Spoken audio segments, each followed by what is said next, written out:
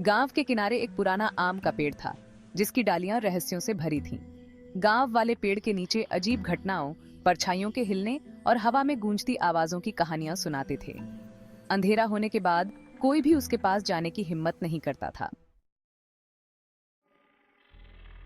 मनीषा हमेशा से ही अनजान चीजों की तरफ आकर्षित होती रही थी। बचपन से ही उसे रहस्यमयी कहानियों और अनसुलझे रहस्यों में गहरी दिलचस्पी थी। उसकी दादी की आत्माओं और श्रापों की कहानियां उसे डराती भी थीं और लुभाती भी थीं। दादी की कहानियों में एक अलग ही जादू था, जो मनीषा को हमेशा अपनी ओर खींचता था। आज रात उसके अंदर की जिज्ञासा डर से भी ज्यादा तेज थी।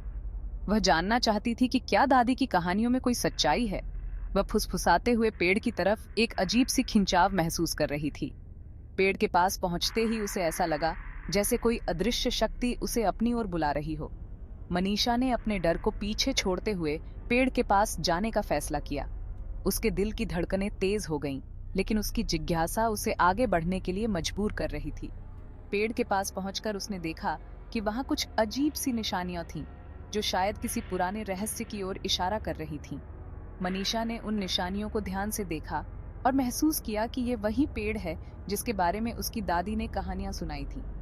अब मनीषा के सामने एक नया सवाल था। क्या वह इस रहस्य को सुलझा पाएगी? जैसे ही वह पेड़ के पास पहुंची, हवा भारी होने लगी। गर्मी की रात होने के बावजूद उसकी रीढ़ की हड्डी में ठंडक दौड़ गई। उसे अपनी आंखों के किनारे परछाइयां नाचती हुई दिखाई दीं और उसे लगा जैसे हवा में कोई उसका नाम पुकार रहा है। अपनी दादी की बातें याद करते हुए मनीषा ने सावधानी से पेड़ के नीचे एक छोटा सा दिया रखा। कृपया, उसने फुसफुसाते हुए कहा। उसकी आवाज पत्तों की सरसराहट में बमुश्किल ही सुनाई दे रही थी। मुझे अपने दर्शन दो। जैसे ही दिया टिमटिमाया, रात की गहराई में एक हल्की सी रोशनी फैल गई। यह दिया, जो अंधेरे को चीरता हुआ एक उम्मीद की किरण जैसा प्रतीत हो रहा था। उसकी नजर अचानक चांदी की एक चमक पर पड़ी। यह चमक इतनी तेज थी कि उसने तुरंत उसका ध्यान खींच लिया। एक छोटा सा, खूबसूरती से बनाया गया हाथ का शीशा पेड़ के तने पर टिका हुआ था। यह शीशा, जो शायद किसी पुराने समय का था, अपनी कहानी कहने के लिए तैयार था। यह पुराना था, चांदी दागदार थी, लेकिन उसकी चमक अब भी बरकरार थी। समय की मार ने इसे और भी खास बना दिया था, लेकिन कारीगरी बहुत ही उत्तम थी।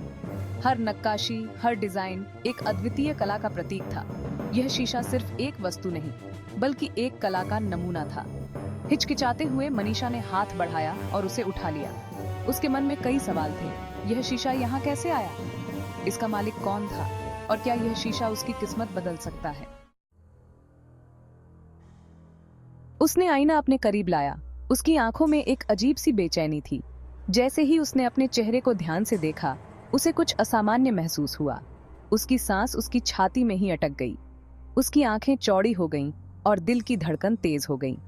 यह उसका अक्स नहीं था जो उसे घूर रहा था। आईने में जो चेहरा दिख रहा था, वह किसी और का था, एक अजनबी का।